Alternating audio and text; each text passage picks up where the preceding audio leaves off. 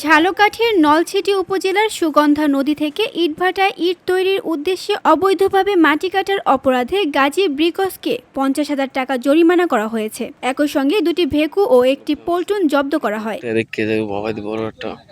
শনিবার দুপুর 2টা থেকে 3টা পর্যন্ত এ অভিযান পরিচালনা করেন নলছিটি উপজেলার নবনিযুক্ত সহকারী কমিশনার ও নির্বাহী ম্যাজিস্ট্রেট মোহাম্মদ রিজভী আহমেদ।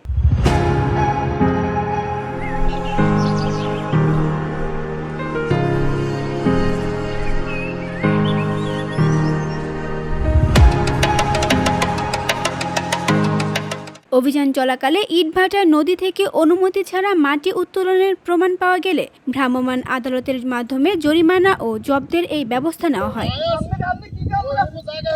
সরকারি ভূমি ও নদীর পরিবেশ রক্ষায় এ ধরনের অভিযান চলমান থাকবে বলে জানান সহকারী কমিশনার।